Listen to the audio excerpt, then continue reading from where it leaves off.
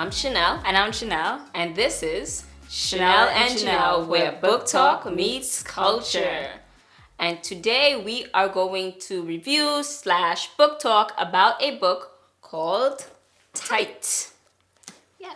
So, a summary about this book. This book, different, I think, from some of the other books that I normally read. Yeah. But definitely. Yeah. But it's about a boy named Bryan who lives in the projects, and he's pretty much a good kid. But he's a loner until he meets this kid Mike, and he loves in the beginning, like he loves like this relationship that he has with Mike. Because they're like brothers and they start hanging out and doing fun things together. He's learning a lot of new things, and Mike is really like pulling him out of his comfort zone. That's right. what I would say. Pulling him out of his comfort zone. He realizes, hey, I can do a little more, It takes place in like an urban setting. This is sixth graders. It really it takes place in Brooklyn. So there's a lot of things there that's going on that's really, that you can actually think about and like, okay, some themes that they cover in here is like the idea of being like tough or what it means to be a man or what it means to be like a strong male. And it really covers a lot of the stereotypes that I feel like I've seen in middle school. Like when I worked in middle school, like, oh, you're a tough guy, you're weak, you're soft, and like the perceptions that are put on by, I don't think so much, maybe some society's expectations, but I think a lot of things that maybe middle school boys go through with making friends and identity and trying to just be like, try not to be a people pleaser or a crowd pleaser or, those type of dynamics. I think that sixth graders have, like middle school kids face in sixth grade. So yeah, I think definitely dealing with like identity, like you said, understanding what being a man and masculinity looks like. Yeah, I think that the book highlights that. It doesn't overtly talk about, oh, this is what it means to be a man, but I think that's what Bryan is struggling with. He doesn't want to look soft, and I think also there's a mindset of what other people would think about him in the projects. Like living in the project means that you have to have this certain demeanor or carry yourself a certain way. So it's like almost like this is where I'm from, and this is where I have to I'm supposed to act or behave. Yeah, there's a stereotype that if it's project urban city that it has to look this way. Yeah, and I think there's a tension or a conflict there with the main character. Yeah, he's trying to figure out who he is and figure out where he fits in. Why I think I felt we should have reviewed this book is because normally, and I'm gonna be honest, I do not like narratives that have like, I shouldn't say I don't like narratives. I am not drawn to narratives that focus on, I think, like the narrative that Black people have like a certain view or socioeconomics or looking at the projects in a negative way. Right? And looking at it, it's like, oh, these people are lesser than. Now, why I am happy that I did do this is because that's not what I got from this book. Right. I was about to say, I don't feel like this book was written that way. Yeah, that's not what I got from this book. Because sometimes they show you, like they have, these books where, the person in the project, the girls end up getting pregnant, drama. And yes, there is drama in the book, but I don't feel like it's being real to the fact where, yes, they are living within the projects, but I can also sense there's a home dynamic and community that's healthy, right? But there's also the reality of the struggle of what some families are facing. Right, and Yeah, because, not every home structure, both parents are going to be in the home, dad in and out of the picture for various reasons. But I can still see that Bryan, even though he has a struggling relationship with his father, he still has a relationship with his father. He longs for that. I think to make it even more personal, I think what is a challenge for us is that honestly, we tend to stick to like a one narrative. We like to hear Black Boy Joy all the time, right? And we don't like any other narrative. So this is a little different, the narrative, but it's also, even though it's not our story, our experience, it is someone else's experience. And I think it is written in a very respectable way that doesn't belittle anyone coming from any particular group or anyone with any particular lifestyle.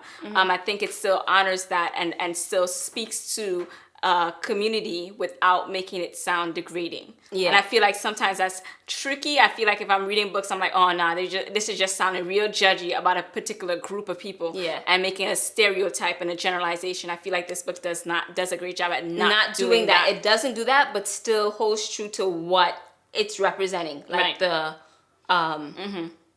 group of people that they're speaking about. Yes. Yeah, they're telling the story about. So let's see. Is this book aced? Yes. So let's see here. When it comes to accessibility, I think there are short chapters. So it's a book, I think, that's like you can read it through. The vocabulary, the words, not so high, but it was like, for me in the beginning, it was kind of slow to get into it. As far as like, I guess that would more go into engagement. But yeah, accessibility, it's accessible. It's accessible. I wish the print was a little larger though. I feel like the print is a little small. Even though it's not too much of a thick book, it doesn't take long to read. And it does read fast. I feel like print-wise, it could have been a little bigger for me. Yeah. But what I do like is that the chapters are short. So that's more like just a logistics thing, like print the book a little, print the size of the font a little bigger for me. When it comes to cultural relevance, it is culturally relevant. I feel like as I was reading this, I was having visions of students in my mind, and I was like, oh, they're talking about this person. Yeah. Like, okay. It also reminded me of high school. Like some of the slang that's used in this book, I was like, the kids still say that? But I'm like, because I remember when we were in school, if people were tight, like I remember that being a term. I don't know if they still use the term tight. I don't know. Oh, I'm mad at tight.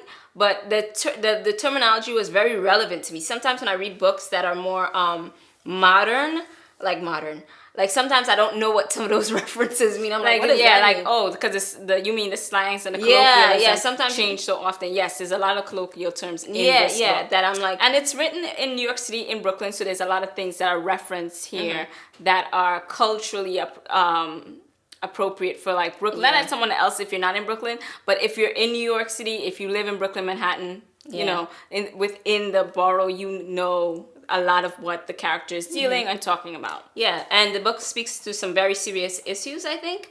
And there's some dangerous aspects of the book. I'm like, I hope it doesn't give kids not to say it would give ideas, but it was actually happening at the time. So we don't want to say what it is. So but definitely it is culturally relevant when it comes to that.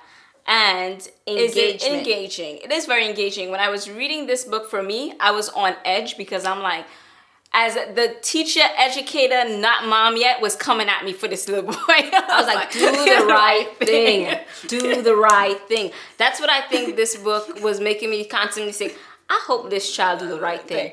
Because it speaks to peer pressure, and just like what people are trying to like, you know, how you're perceived. You know, how, you know, being that the smart kid in the neighborhood and like, you're like, oh no, you could do so much better. Like, you don't have to go down this path. Yeah. So it's like, unfortunately, you see the characters start to go down, like, you see, but derail. And you're like, oh, I hope they get back on track. They're going to get back on track. And then you're like surprised at the ending. Yeah. I'm like, surprised, very surprised. Really? Okay. Yeah. Very surprised at the ending. Yeah, so that's accessibility. Yeah, we did all of them.